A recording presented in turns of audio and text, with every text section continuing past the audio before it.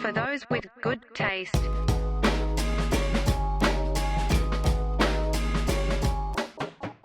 What is up, tasties and tastettes? We are FTWGT. I'm Lenny, and that is Dante. okay. See, I was like, You forgot my name? no, I was trying to let you. I wasn't gonna pick a nickname. I was just feeding gonna you the line that time. Just feeding you the line.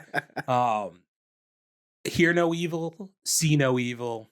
Speak no. We're talking speak no motherfucking evil this week on movie reviews. But I said see no evil and hear no evil. I had one little PSA to make to the people before we jumped into this podcast.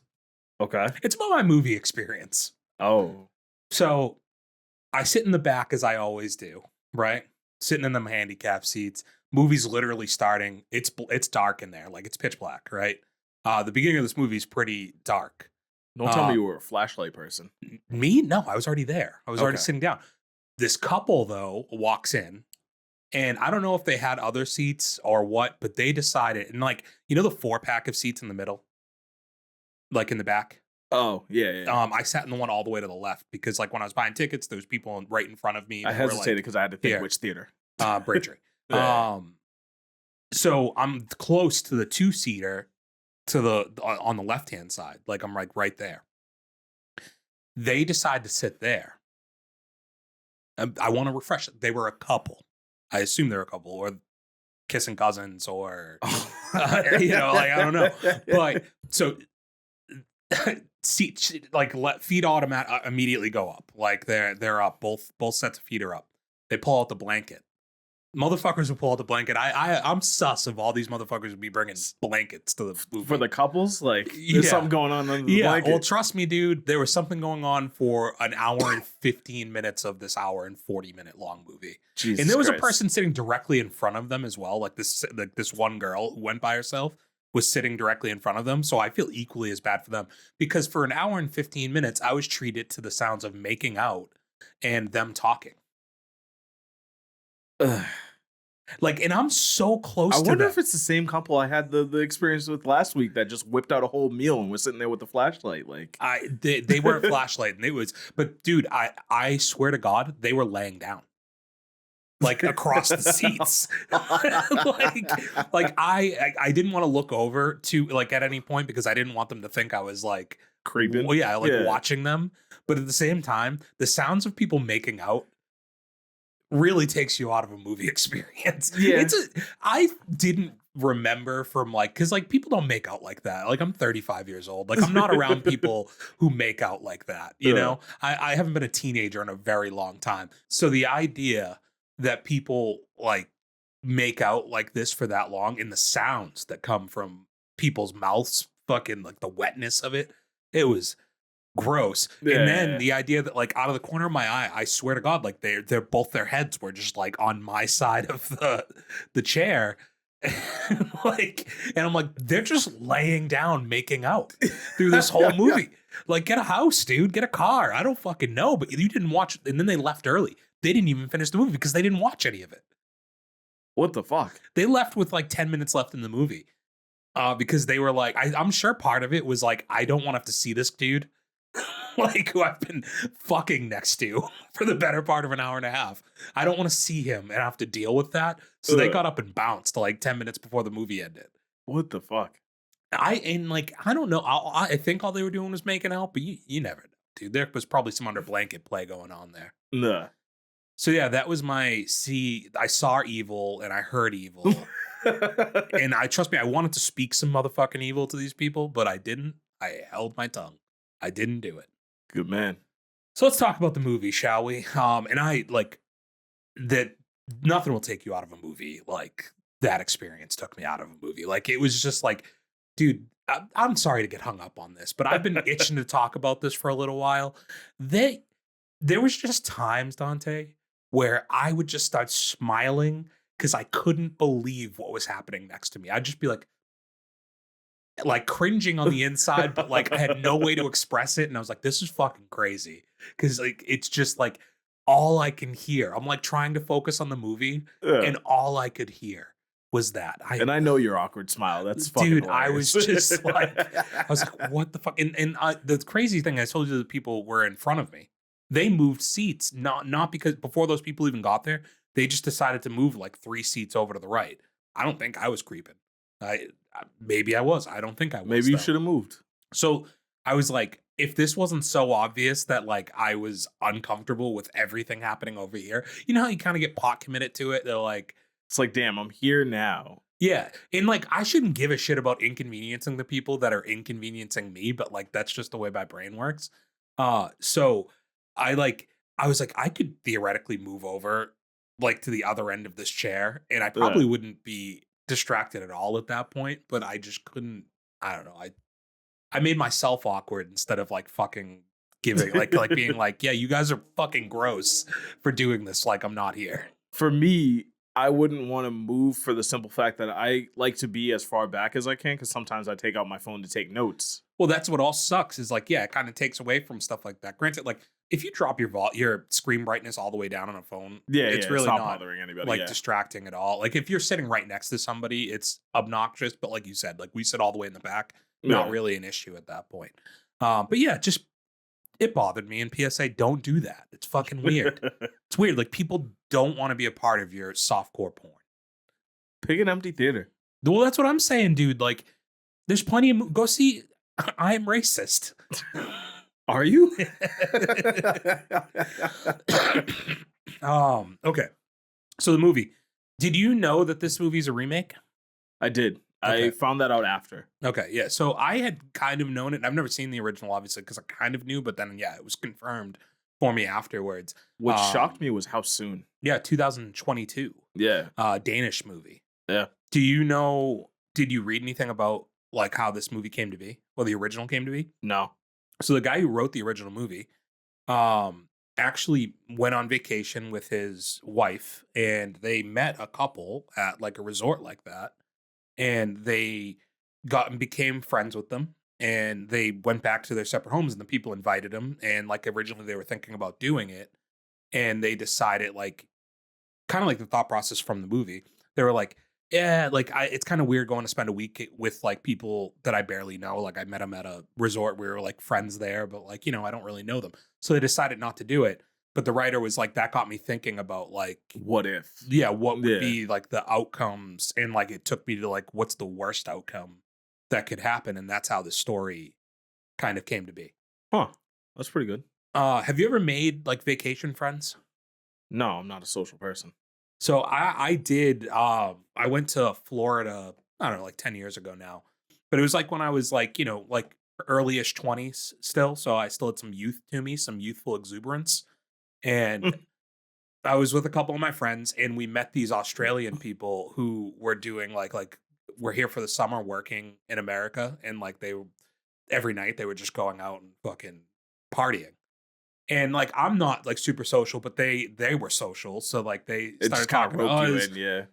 They in like everything kind of clicked. They were really, really cool. And it was like a group of like it was like dudes and girls. So like obviously on vacation, like easy in, like bunch of attractive females, whatever. Like, okay, like you guys want to hang out? Like we'll hang out. We went, they knew like the spots that were open after all the clubs like closed. So we went to like, you know, a bar that was open till 4 a.m. or whatever that did like karaoke and just had like late night food, you know, like mozzarella sticks and shit. So like I say that to just say those people were super cool. We exchanged phone numbers. And if anything, we were probably the creepy people because then we got drunk like 2 weeks later and called them. We were just like calling them, Charlie, what's going on? You know, like. So we were probably the fucking crazy ones. But yeah, like I kind of get it though with vacation friends, and I've never done like the resort thing, but I feel like it's probably even easier at a place like that where you're kind of just in like an ecosystem of its own. And you're surrounded by the same people. Like you're all there for the same vibe. Yeah, and you're probably coming across them. Maybe you're at the bar a couple nights in a row or whatever it is. And like start noticing people. Yeah, like something happens and you talk and then the conversation keeps going and like you're kind of there. That would never be the case for me. Like I said, I'm not like a super like outwardly social person, but like that's definitely happened to be like by association. Like when you're out with a group of people, that's what I mean. Just kind of attached to it. I wouldn't do it by myself, but like your groups end up mingling in some way and then like you just kind of all end up together. And like I think you're being disingenuous in some ways because like you're not like social in the sense that you're gonna go up and like spark a conversation, but you're way more social than I am in the sense that like if somebody's talking like to you, like you can vibe with people. Like whereas like I don't think you understand how much of that is like taking so much effort for me, and it's yeah, like like I don't I'm really know. good at faking it. Yeah, but like I don't really like. I guess that's where we differ. Is like I just like You just won't when I'm try to not fake it. interested, Yeah. like I just don't really fake it that well. Like I'm more sarcastic and like a dickhead to amuse myself Yeah. at other people's expense, which is a really bad trait. I Like understand that. I was just talking to a friend recently about like a Halloween party we went to last year, Yeah. where like we didn't know a majority of the people there, and we got cornered in a kitchen and had a 45-minute conversation about making bread from scratch. That's a terrible conversation. Oh, it was horrible. It was Yeah. agonizing. Yeah. Who makes a stranger suffer through Can you that? imagine the effort it takes to carry that conversation on, hoping it will die out, but trying not to be rude and immediately kill the conversation? Was it a like, step by step? Dude, it was like, yeah. Like, Yeah. I think I could do it. Yeah. Well, first you grow the wheat. But yeah, it was, yeah, like situations like that. I'm just like, I can't. Would you? How long would you need to know somebody to go spend a week at their house? At least a year. I don't know if I need a year. Like, I mean, there's plenty of probably women that you would spend a week at their house in less than a year. I don't know about a week, maybe a weekend. Yeah, yeah, fair. Like, I don't know. I think how like what's the line for people to start living with each other? I don't know. I think it depends. It probably varies for everybody. Yeah, I think a big variable is what age bracket are you in, right? yeah. It's like if you're in your 20s, that's forever, whatever. You got a ton of time. But I feel like people in their 30s are more likely to be like within the first 6 months, they're like, all right, it's time to move in. Yeah, type like shit. you're already at my house all the time. Here's Yeah, a yeah, key, and then like you just end up not leaving, Yeah. type deal. I guess I'm saying this in the sense like, and the reality is like men will do anything for pussy. So like, like if a girl's giving it out and you just stay there for a week, like it is what it is. But like if you were like a couple, like I don't know.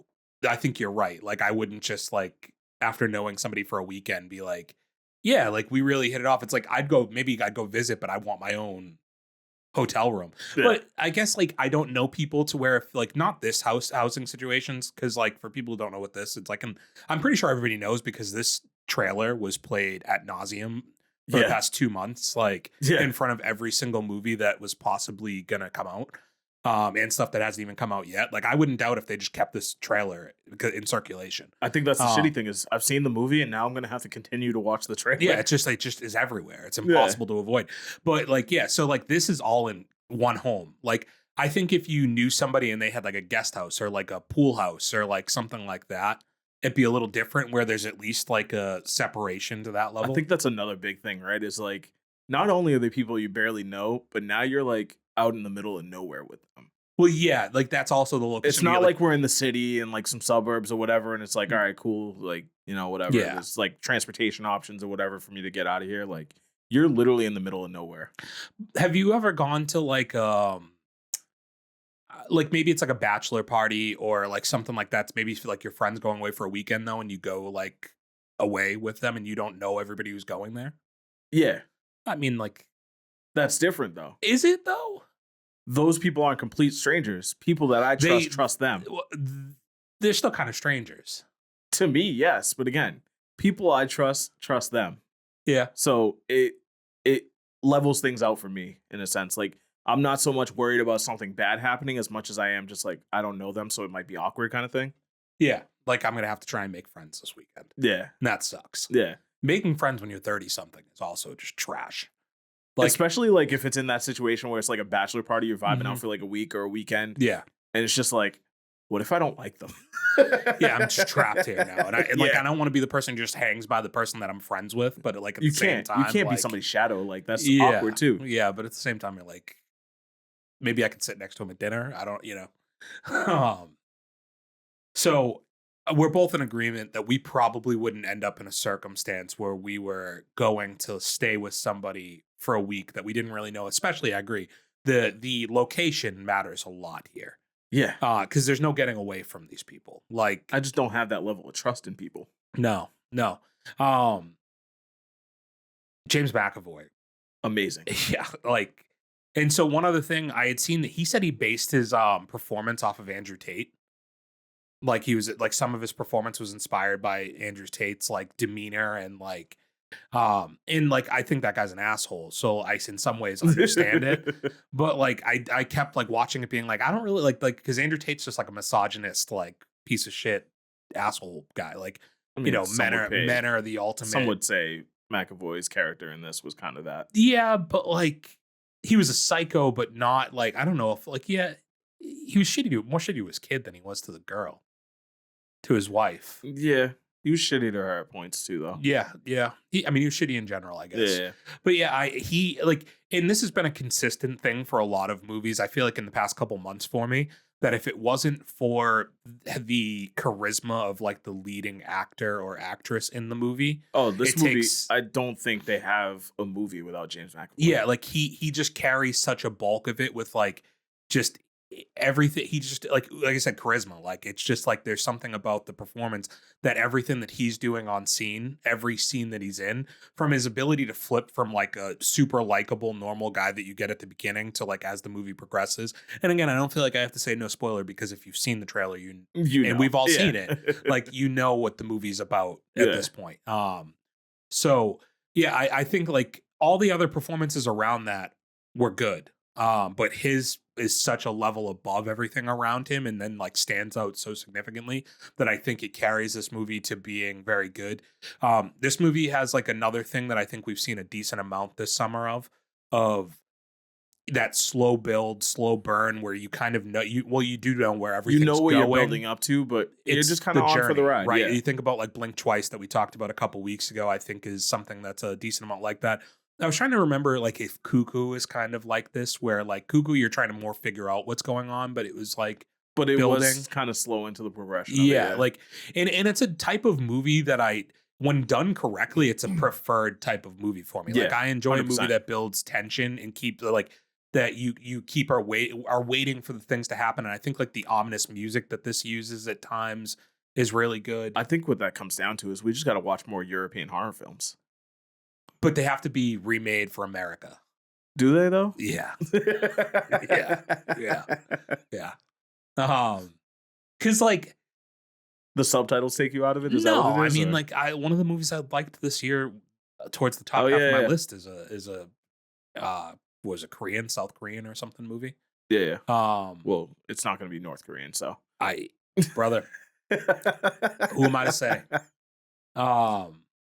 Yeah, I don't know. Like I just I don't know why I would rather just watch like the Americanized version. There is still a difference in like the pacing of the Americanized versions of like movies to what you're getting from like the European way. And I'm not saying that's not like I wouldn't necessarily like it. I'm sure it's fine, but it's just not my preferred thing, I guess. Yeah. What did you think of the house? Like I don't know. I couldn't tell like how big of a property they actually it was had, weird, right? Because like, it like looked massive in the overhead shots, but like when you're in it, it looked small. And then the layout of the house as like you when see they're more of it, yeah, it's like so weird in the way it's kind of like set up, and like it's an older home, so I get it. I appreciate that they didn't care about like cleaning it up. Yeah. And I guess for the inevitability of what they plan on doing, like they don't really give a shit. Like, who am I trying to impress? Yeah. Know? We're just trying to do enough to keep you here. Even like, there's just like little moments in this. I'm just debating, like, if we should just, I'm just going to call this whole thing, because I just want, like, I don't want to break it up into two. See the movie. It's good. I definitely recommend it just for McAvoy by itself. I think it's just another solid movie that's come out this summer. It's not towards the top half of my list, somewhere in the middle. But that's not like a negative thing. We've just seen so many movies that like, I think as far as horror goes, this probably falls on the higher end though. I mean, I just don't know how much I consider this to be horror.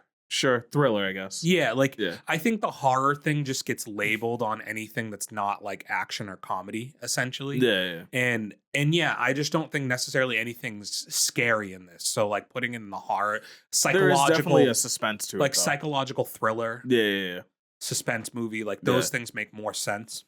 And those things are all part of horror. but like I just don't Horror think is that like this the main is genre. This is just yeah, falling like under a subgenre, but yeah, exactly. Like I just don't think like you kind of canceled your whole argument with that. I don't but so you said that. I just agreed You not agreed really with paying it, so yeah. attention to you.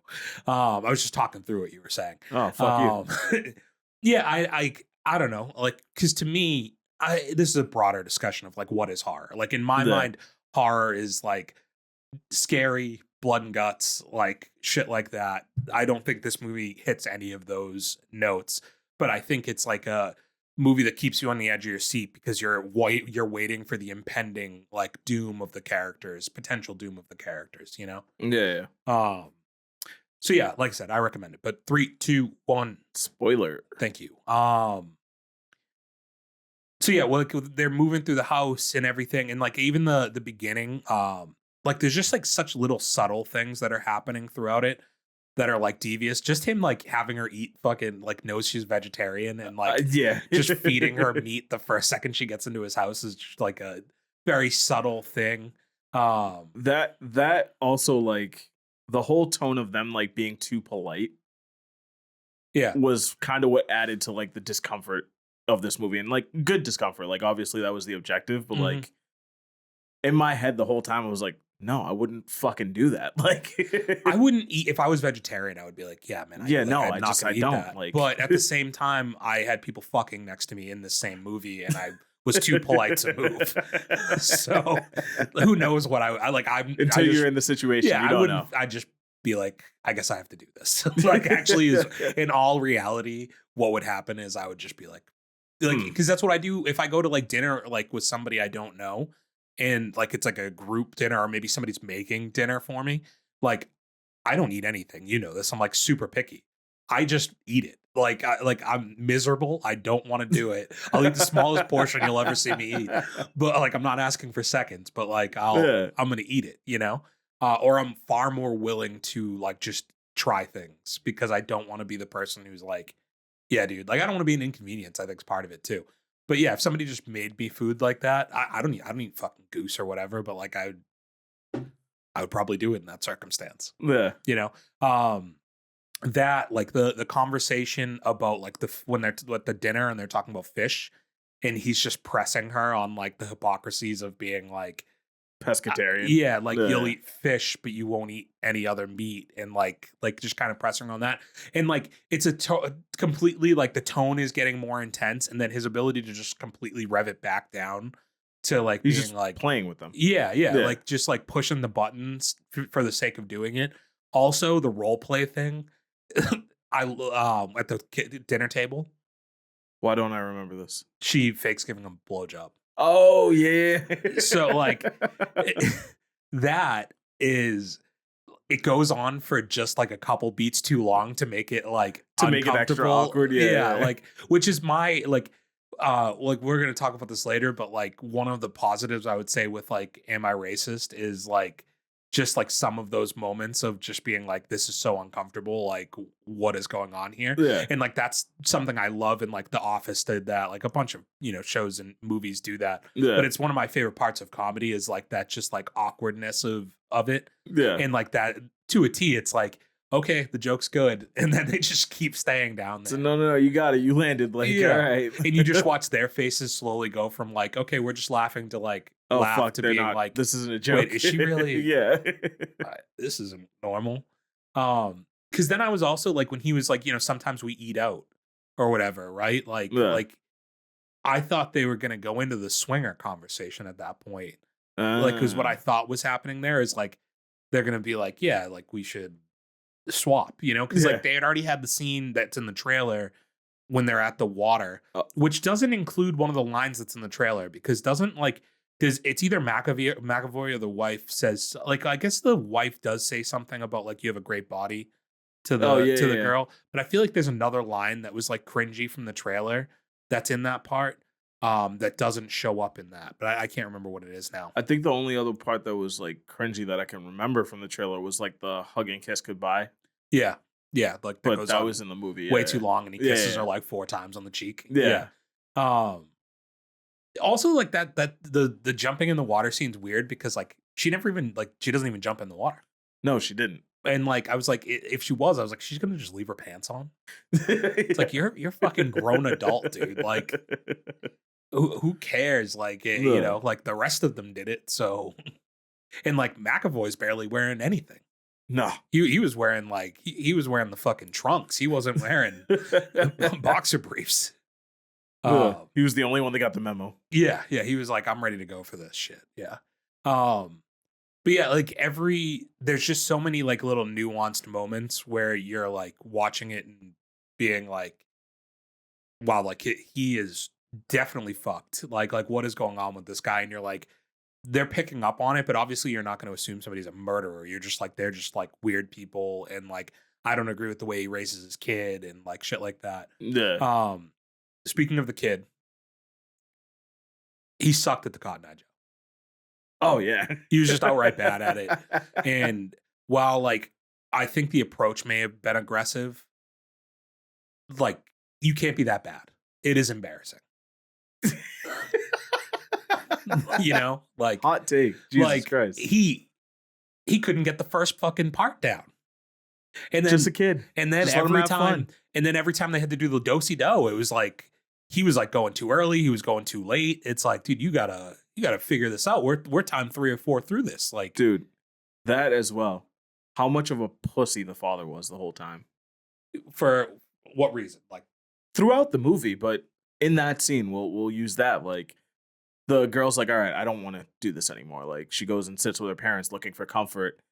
And the dad's so shook by like McAvoy, he's like, just go out one more time. She's like, I don't want to. He's like, just one more time. But I think that goes along with like what I was saying, to where like put me in that situation and I'm just gonna be like, yeah, no, you're right. Like just keep dancing, honey. Like, you know, like no, that man just had no backbone. Like the wife the whole time was like, no, like say something, like do something. Well, I think that's like the underlying subtext of this movie is like their marital issues and like his issues as like a person. Because even when like all the shit starts breaking down at the end and he starts like breaking down, like panicking, and she's like, you got to pull it the fuck together, buddy. Like you got to stop crying. She was the alpha the whole time. Yeah. Which in good like pseudo horror movies, I guess, if they want to classify it as that, like the female is generally the stronger character in those circumstances.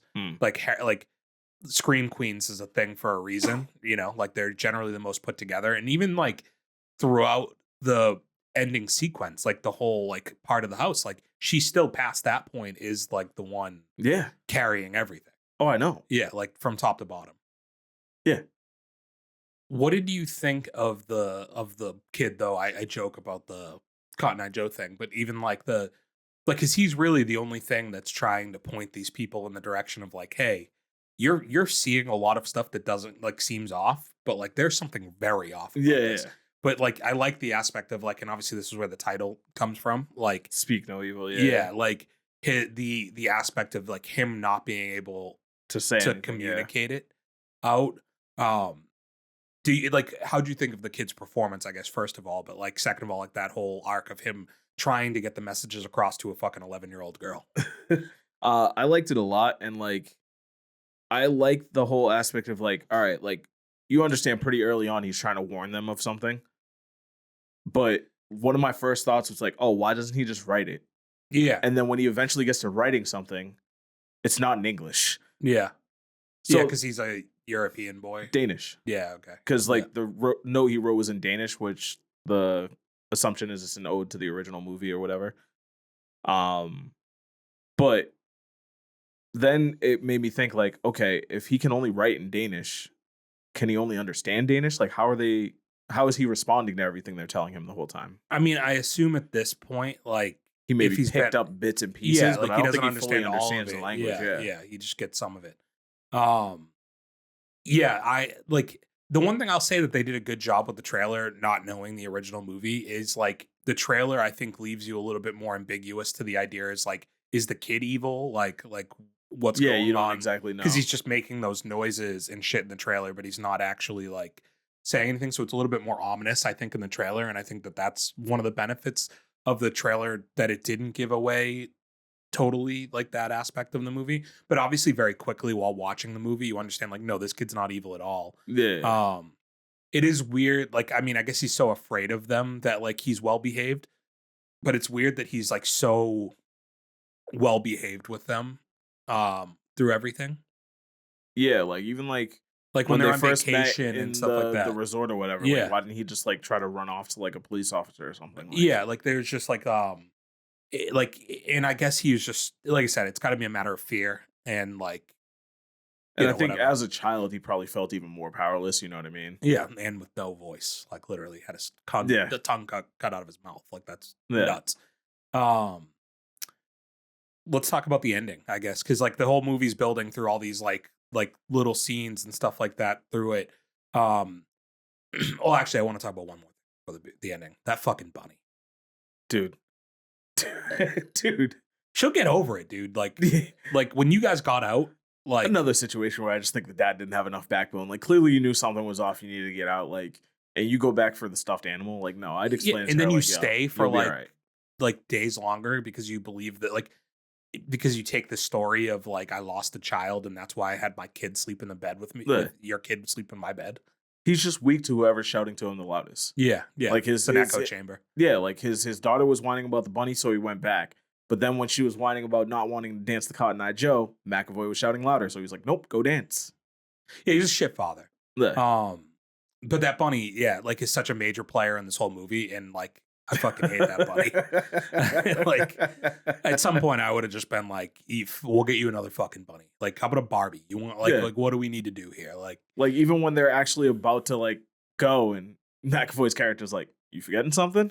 Which You at sure? that point, I think she had been like she was finally like. Yeah, she was like, "No, I'm good. Like, I don't need it." Like, yeah, like like they're fucking crazy. I'm 11 and I understand they're crazy. Like let's get out of here.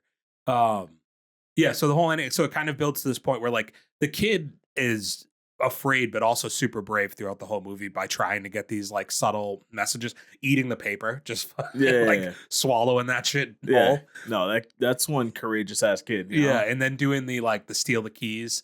And then how it like the hooking him back was ballsy. Like, like because you're like watching it the whole time and you're thinking when he's hugging, like I thought he was gonna bump gonna him or something and like mess up. Yeah, but no, he just used it perfectly. Like piggyback. Yeah, okay, that's perfect actually, kid, because that'll make them think we still like each other. Yeah, yeah. The way he asked for the piggyback, he just snorts like a pig. Yeah, that's also very funny.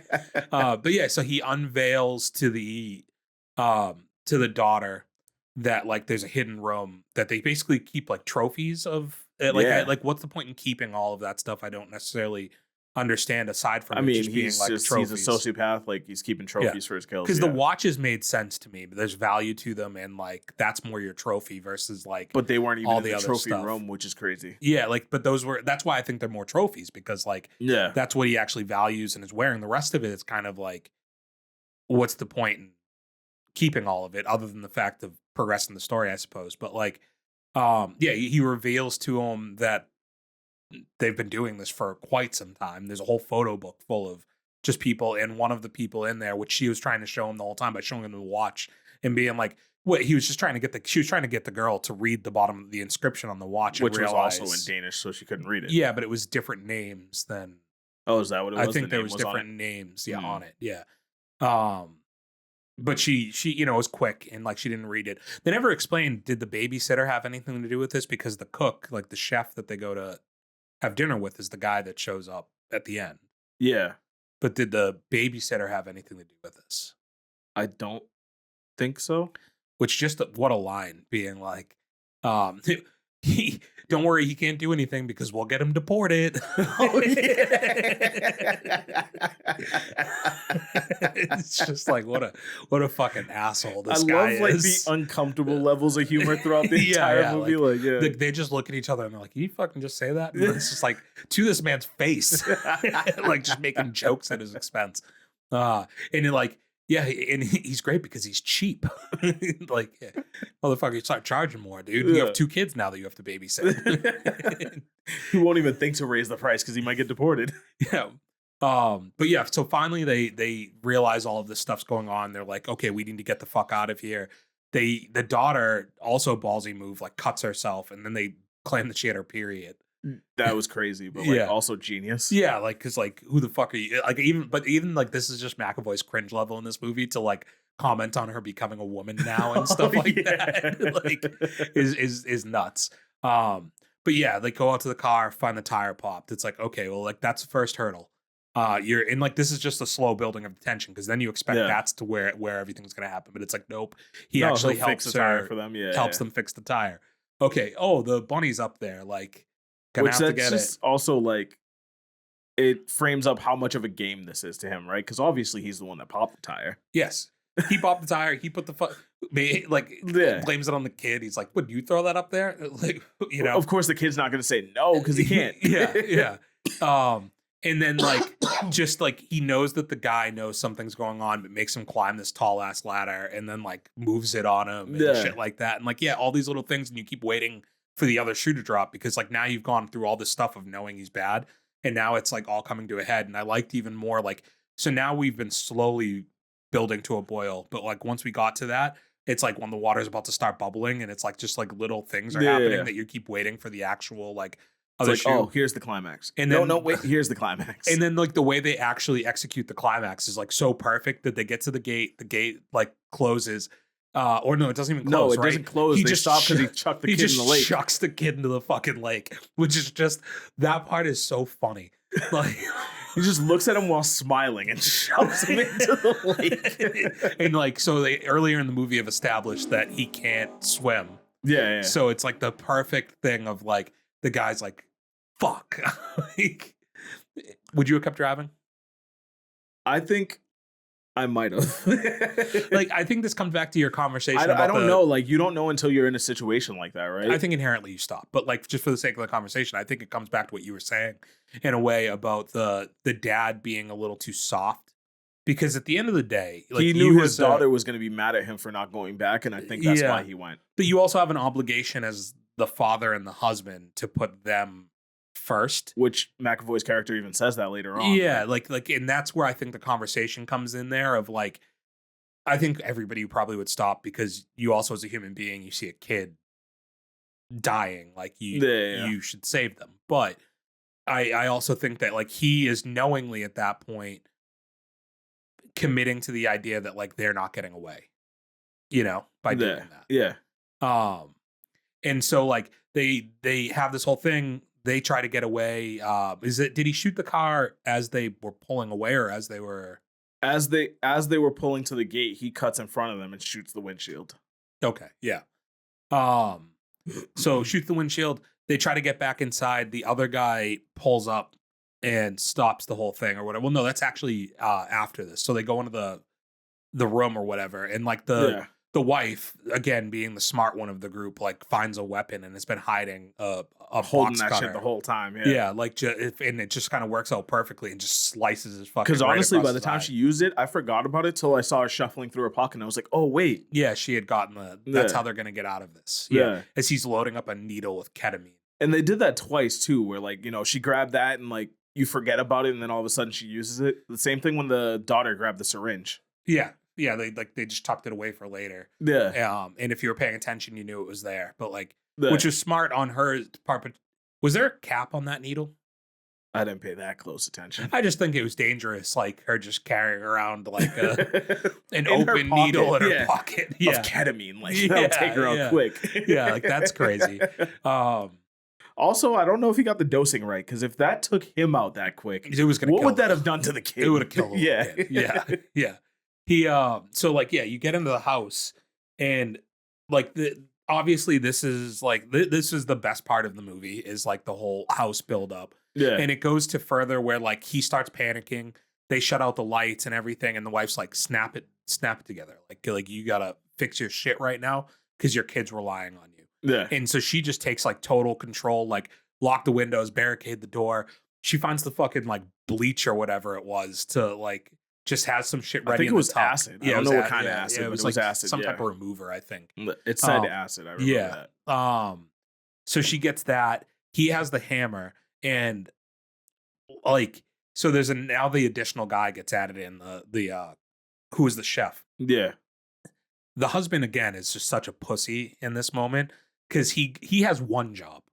You have a fucking hammer, dude. You have the Swing that thing. you have Yeah. the matter of surprise on this whole thing, and instead you like go so slow into it. You swing with like no intent to actually like Yeah. harm, and you just get stopped, and you're literally like you're gonna die. Like you're Yeah. this close to dying on a broken piece of glass. He and has no wa- fight or flight. Yeah, and your wife is the one who's like, she just like, Bop. yeah, like Yeah. caps this dude with one swing, dude. Like, and you're like, you're still the badass. Like, even he fucked up the Molotov cocktail. Yeah, Like, how you gonna lob it? Like, you need the Yeah. glass to break, and you know how thick liquor bottles are. Yeah, Like, you yeah. need to chuck that shit. and it didn't even work out to the way that they wanted it to, because But it- like there was no outcome of that worked out the way that they wanted to, because they still got a huge explosion, they still got And a nobody big came. fire, Yeah. and like the whole idea was that people would come. They left without the cops even showing up. Yeah. Like it was like fucking morning, and they were rolling out of there, and shit was fine. Like, or was it night? I can't remember when they were leaving. What it was like. I think it was night. it was still night. Um, But yeah, like yeah. no police were arriving. I guess they're so far away, like, and there's only so many people up in the mountain. But like, yeah, that idea just didn't work. yeah. And so you get like was the wife's death, or like I don't know if she was a wife or whatever, but her death, was that like anticlimactic, McAvoy's significant other? I don't think so, in the sense that, like, obviously they need to kill everybody off to like get out, Mhm. and I think having one of them be like a misstep or something like that is fine. Was there any time where you thought that she might live? What, 'Cause she- after she fell? Well, no. I mean, leading up to that, it was pretty clear when she fell that she was dead. But Yeah. like, because like she kept trying to be like, I'm a victim in this too. But then she would say that she was the victim. She but then never was fully made very me much- believe it. It just sounded Yeah. like a cop out to try and get out of that situation. Yeah, and I guess that's what I'm saying is like, yeah, she definitely felt like it was all just an excuse to get out. I mean, by the end, you're still not clear if she was a victim or not, but like, Well, because she was one of the girls that he kidnapped, right? Is that like what they implied at some point? that's in what this? she implied. Yeah. Because she Was said, like, she said like, oh, I'm a victim too. Like, he took me when I was young. Yeah, and like so she has like Stockholm syndrome. Like because she seemed very much invested. Because he gets like the acid poured on him, and she's the one who's Cleaning him up and shit. Yeah. She cleans him up, and she goes to finish everything off. So it's like she was kidnapped. But he's had her since she was fucking out, which is creepy, right? Like yeah. another creepy aspect to this. But like he's had her for however long and decided to keep her as like a wife. Yeah. But yeah, I think that like it was an interesting tidbit that I wish they even maybe played around with a little bit more, was this idea that she was like a victim in it, to where that could have built a little bit of tension. Because I think with the way it ends up playing out, you have that one moment of her saying that she's a victim, but you never have the moment to feel bad for her. True. Like I Yeah. don't think that you ever felt bad for her character, and or that- like she was manipulated. And that's what leads me to believe, like, I think this was just her saying that as a cop out. Yeah. Or I think it's something they want to leave open to interpretation.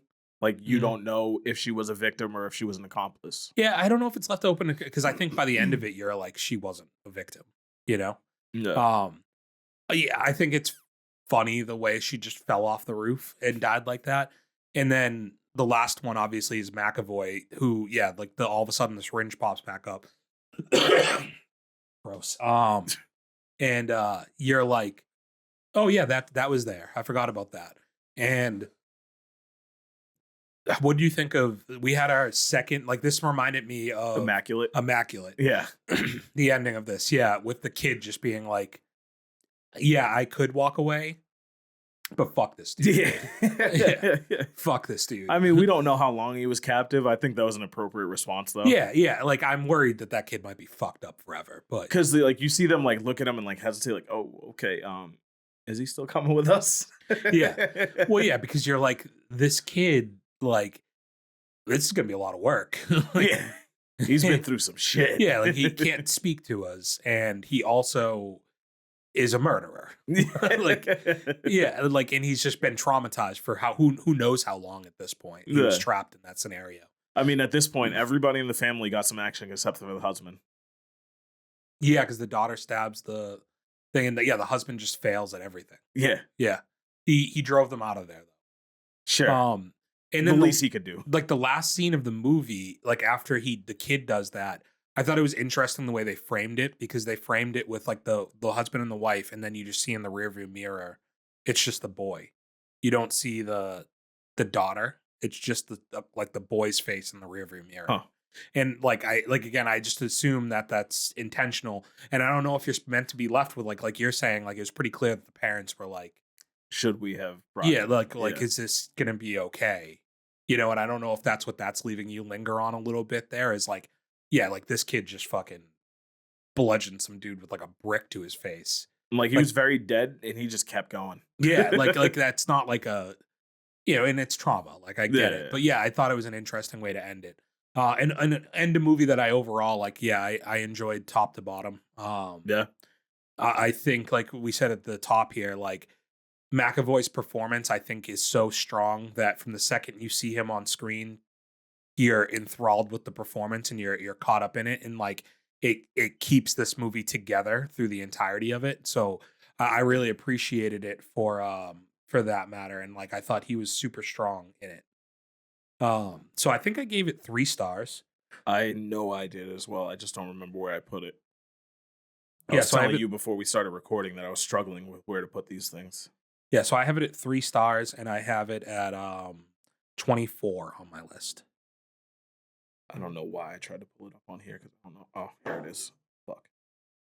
Uh, so I know I put it at 3 stars. Where are you? I put it at 26th, so we're pretty close there. Yeah. And so for our Oh, I'm sorry, last 36. Bad 36. Eyes. Okay, wow. So you're way off. Yeah, Bad Eyes. Yeah, 24 for me. And I honestly still think I want to move it up. It was just, I was telling you before we recorded, like it's not in the realm of any of the other like thriller or horror movies that we've seen. So like now I'm trying to compare it against like rom-coms and fucking comedies and shit. And it's just like, I mean, like it's tough to know where to place it in. I think this is where like I had Blink Twice, not that far off from it. Love Lies Bleeding is another one that I feel like is kind of comparable that are all around it. So I have a couple Letterboxd reviews. I don't know if you want to take a look at them real quick. We'll end this off with a few Letterboxd reviews. I mean, the first one I was thinking of, and you mentioned it earlier, was like not the girl with the fucking rabbit again. That was literally a I have that on one of my Letterboxd reviews. So I have 2 that I think are pretty funny. This is from Ricky Fonseca on there. He gave it 2.5 stars. He said, James McAvoy is such a slut in this, and I'm not complaining. He really is just having a good time playing a freak. Besides that, I wasn't a big fan of the story. It takes a while to get going, but those last 15 minutes are worth the watch. Okay. Fair. Interesting. I have another one from Cool Guy Tim, who also gave the movie 2.5 stars, that says, more like James Wackavoy. No way. Yeah. No way you could watch this movie and think he was whack. No, I mean, I think he means like Wackavoy. Oh. He was shirtless in a few scenes, so okay. I just found it funny that there was a couple dudes that were like, James McAvoy's a slut, and I don't want to jerk off to him. Damn, all right. He's popular with the gays, apparently. So we talked about it being a remake. So this person on here, Imamul, they gave it 3.5 stars and a heart.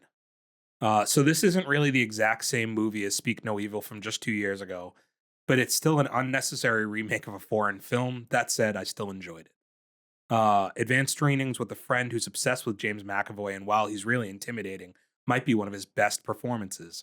And then they have See No Evil with a monkey emoji covering his eyes, Hear No Evil with a monkey emoji covering his ears, and then Speak No Evil with one covering its mouth. Okay. This was a good line from the movie. Ronan put this in there. You've blown up my car, you cheeky cunt.